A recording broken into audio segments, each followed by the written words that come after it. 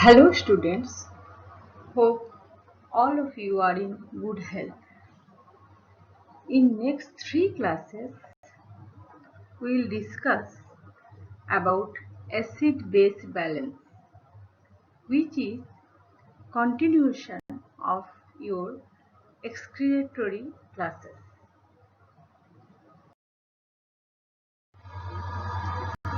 Regulation of acid-base balance. In our body, two important systems which regulate acid-base balance are the lungs and the kidneys. The lungs have an unique properties of exhaling the carbon dioxide that is produced within the cell during metabolism by exhalation. So by increasing or decreasing the rate of respiration or ventilation, lungs help in regulation of acid-base balance. But our concern is mainly regarding the renal regulation of acid-base balance. The kidneys control acid-base balance by excreting either an acidic or a basic urine. Kidney secretes hydrogen ion. On the other hand, it also filtered and subsequently reabsorbed that filtered bicarbonate. So in acid-base disbalance, kidney either increase secretion of hydrogen ion or decrease secretion of hydrogen ion. It also increase the filtered load of bicarbonate or decrease the filtered load of bicarbonate depending upon body condition. So basically, kidney play a role of balancing between the secretion of hydrogen ion and filtration or reabsorption of bicarbonate ions. And in this way, kidney plays a very important role in regulation of acid-base balance. In our body, if the concentration of hydrogen ion or proton increase in the blood or in extracellular fluid, that increased hydrogen ion from the blood enters in the tubular cells. And from these tubular cells, this increased hydrogen ion excrete in the tubular fluid or pass away along with urine. So in this way, it regulates the hydrogen ion concentration in a short limit in the body or in a narrow range. Now coming to the hydrogen ion concentration in the body. So we use pH unit for hydrogen ion concentration. So this pH notation is a useful means of expressing hydrogen ion concentration in the body because the hydrogen ion concentration happen to be very low relative to other cations, while the concentration of cations like sodium in plasma is nearly 140 milliequivalent per liter. Concentration of potassium ion in plasma is nearly 4 milliequivalent per liter. The concentration of hydrogen ion normally is only 0.00004 milliequivalent per liter. So it is very tiny comparing to the other cations. That's why we use pH instead of milliequivalent per liter to express the concentration of hydrogen ion in our body. So from this milli equivalent, if we convert it into the equivalent, it comes to 0.704 equivalent per liter. And this pH unit is the negative logarithm of hydrogen ion concentration. So pH equal to log of 1 by hydrogen ion concentration, or it is the minus log of hydrogen ion concentration taking 10 as the base. So we can calculate the pH is normally 7.4 when the hydrogen ion concentration is 0.704. And we can see that pH is inversely related to hydrogen ion concentration. That means if the pH increases, the hydrogen ion concentration decreases. We call it alkalosis. On the other hand, if the pH decreases, it means hydrogen ion concentration increases, and we call it acidosis.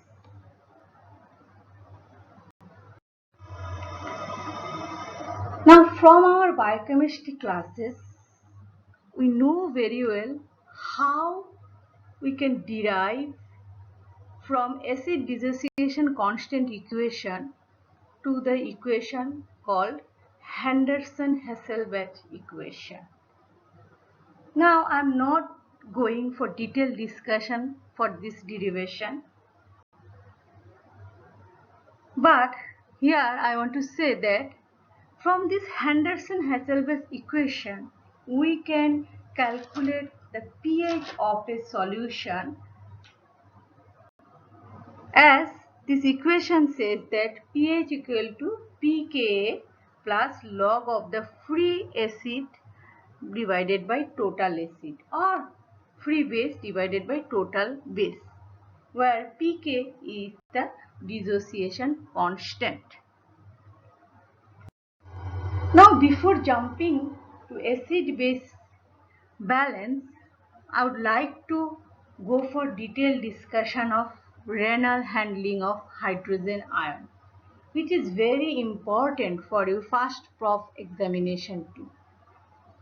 Now the hydrogen ion in the renal tubules are secreted into the proximal tubules, both the proximal convoluted tubules as well as proximal state tubules. It also secreted in the thick ascending limb of loop of Henle, secreted into the cortical collecting duct, outer medullary collecting duct, and in the inner medullary collecting duct. But the secretion in the distal tubules is very small in quantities. Now this hydrogen ion is produced into the tubular cell, within the tubular cell, in the presence of an enzyme which is called carbonic anhydrase. Like the parietal cell of the stomach, tubular cells also contain this carbonic anhydrase enzyme, and which convert carbon dioxide and water into H2CO3 or bicarbonic acid, which then dissociate into H plus and HCO3 minus. Now after production of this hydrogen ion into the tubular cells, they are secreted in different parts of the renal tubules by three important mechanisms. First of all is the hydrogen sodium antiport. Second is the primary active hydrogen transport, and third one is the hydrogen potassium antiport. Now first we will discuss hydrogen sodium antiport. Now this hydrogen sodium antiport is very important mechanism of hydrogen secretion in the renal tubules. So it is active in the proximal tubules, in the thick ascending limb, and in the early distal tubules. It is an example of secondary active transport. Sodium-potassium pump in the basolateral membrane pump 3 sodium and 2 potassium against the concentration gradient, and movement of 3 sodium from the tubular cells to the interstitium causes decrease in the sodium ion within the tubular cells, and which helps in diffusion of sodium from the lumen to the tubular cells. And along with this sodium, one hydrogen ion is secreted from the tubular cells into the tubular lumen within the tubular fluid. This is how it acts by a secondary active transport. Transport of this hydrogen ion secretion is secondary to the pumping of sodium by sodium potassium ATPase pump. And this hydrogen ion comes from dissociation of H2CO3 from the tubular cells in the presence of carbonic anhydrase enzyme. So we can see for each hydrogen ion secreted, one sodium ion and one bicarbonate ion enter the interstitial fluid. And in this mechanism, the hydrogen ion secretion is dependent upon presence of sodium load in the tubular lumen. That's why it is called sodium dependent hydrogen ion secretion. In this mechanism of hydrogen sodium antiport, majority of hydrogen ion are secreted, nearly of 85%.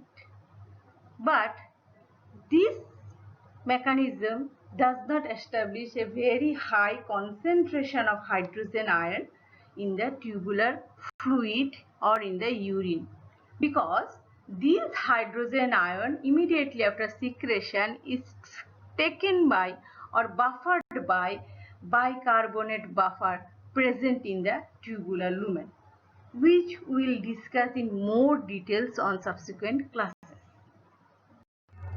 So next mechanism of hydrogen ion secretion from the tubular cells is the primary active hydrogen transport. So by this primary active hydrogen transport, which is present in the intercalated cell or eye cell of the late distal tubules and collecting duct. As the name suggests, it is a primary active transport. It transports hydrogen ion from the tubular cells into the tubular lumen against the concentration gradient using an ATPase pump. And the source of this hydrogen ion is the tubular cells, which produces H2CO3 from H2O and CO2 in the presence of carbonic anhydrase enzyme. This H2CO3 dissociates into H plus and HCO3 minus. And this H plus is secreted by the hydrogen ATPase pump. Here hydrogen ion secretion is alone and it is independent of the sodium in the tubular lumen, unlike the previous one of hydrogen sodium antiport.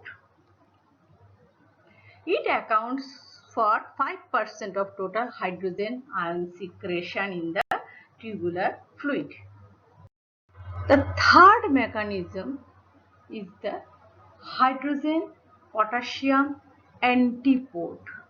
So you can see some hydrogen ion is secreted by hydrogen potassium antiport, and it occurs again in the same intercalated or eye cell of the distal tubules or collecting duct. So this eye cell contain another exchanger protein, which is also called band 3 protein in the basolateral membrane. And this band 3 protein or exchanger protein transport bicarbonate from the tubular cells to the blood and transport chloride from the blood inside the tubular cells. And this bicarbonate comes from dissociation of H2CO3 along with H+. Next is the factors affecting that H+ secretion. So there are three important factors that affect the hydrogen ion or protein secretion in the tubular fluid or tubular lumen. So first of all is the blood pH. Say low blood pH or acidosis is associated with higher rates of hydrogen ion secretion and vice versa. That means if the blood pH increases in alkalosis, there will be less secretion of hydrogen ion. As we already discussed, in acidosis, when hydrogen ion concentration increases, the extra hydrogen from the blood will enter inside the tubular cells, and from the tubular cells they will be secreted by different mechanisms like hydrogen sodium antiport, primary active hydrogen transport, or hydrogen potassium antiport into the tubular lumen. So blood pH has a direct effect on renal tubular hydrogen ion secretion. Second important point is the luminal pH. A fall in luminal pH reduces hydrogen ion secretion. Well, when hydrogen ion is secreted by the tubular cells inside the luminal site, there is increase in the hydrogen ion in the luminal fluid, and that will cause a fall in luminal pH. But the secretion of hydrogen ion has a limit beyond which there will be no further secretion of hydrogen ion from the tubular cells to the tubular lumen. Rather, from the tubular lumen, this increased hydrogen ion or higher concentration of hydrogen ion in the luminal fluid or tubular fluid will rather leak back from the luminal side to the basolateral side through the paracellular route. And this is more in proximal tubules than in the distal tubules. As we already know that in the proximal tubules have leaky tight junction, whereas distal tubules has tight junction. So this leaky tight junction allows little bit of backflow of hydrogen ion, whereas the tight junction of the distal tubules does not allow much hydrogen ion leaking back towards the basolateral side. So this is how the luminal pH also determines the hydrogen ion secretion. So up to a certain limit it will not hamper hydrogen ion secretion, but beyond a limit there will be no further hydrogen ion secretion, rather hydrogen will leak back towards the. Next factors that affect the hydrogen ion secretion is called transepithelial potential difference or TEPD. So the luminal TEPD is the difference of potential across the tubular cell membrane. So if the luminal negativity increases, obviously it will attract more positively charged hydrogen ion and there will be more secretion of hydrogen ion. So this TEPD, if it is more negative, suppose in condition where there is more and more reabsorption of sodium.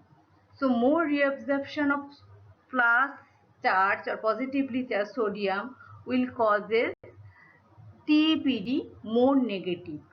Now this more negative TEPD will facilitate more hydrogen ion secretion. So in condition like aldosterone, which facilitate unitransport of sodium ions in the distal tubules, and that will create negative TEPD and that will facilitate hydrogen ion secretion. So suppose in another condition, in alkalosis, So in alkalosis, blood potassium increases and there is more and more secretion of potassium from these collecting cells or P cells, and that more secretion of potassium will causes TPD to be less negative or towards positive, and that will hamper further hydrogen ion secretion. So in alkalosis there will be less secretion of hydrogen ions in the renal tubules. This is how the transepithelial potential difference will affect the hydrogen ion or protein secretion from the renal tubules. So these are the three factors: blood pH, luminal pH and transepithelial potential difference that affect the hydrogen ion or proton secretion in renal tubules. Next, we'll discuss what is the fate of this hydrogen ion in the tubular fluid or in the urine. So we know that there is a limitation up to which the hydrogen ion can be secreted from the tubular cells to the tubular lumen or to the tubular fluid. So the maximum hydrogen gradient against which the transport mechanism can secrete is the urine pH of about 4.5. So if the urine pH is 6 or 5, the tubular cells can easily secrete more hydrogen ion according to the body condition or plasma pH level. But once the urinary pH is reached to 4.5, whatever the blood pH, the tubular cells will not be able to secrete further hydrogen ion. Rather, hydrogen ion will be leaked back from the luminal side to the basolateral side. And this is called a limiting pH. So urinary limiting pH is 4.5. The urinary pH cannot go below 4.5 whatever is the blood level of hydrogen ion. The secreted hydrogen ion tend to leak back into the intracellular space through the tight junction between the tubular cells or the paracellular pathway, and this is more in the proximal tubules than in the distal tubules because, as you know, the proximal tubules have leaky tight junction whereas the distal tubules have tight junction. Now, to reduce this backward leakage, what will happen? If there is huge amount of acid or proton present in the blood, hydrogen ion is huge in amount in the blood, but the tubular cells cannot secrete that hydrogen ion because the urinary pH reached to 4.5. In such a condition, blood pH will fall further and there will be acidosis, the subject may die. So here comes the presence of some substance which are called buffer, which takes that hydrogen ion in the renal tubules and that increases the urinary pH or keep the urinary pH in a constant rate so that more and more hydrogen ions can be secreted in the urine, and these are called urinary buffer. So, to reduce the backward leakage, the presence of buffers in the renal tubules is essential. So, this is all for today's class. In next class, we'll discuss the buffers, both the urinary buffer as well as the blood buffer. Thank you for your patience here.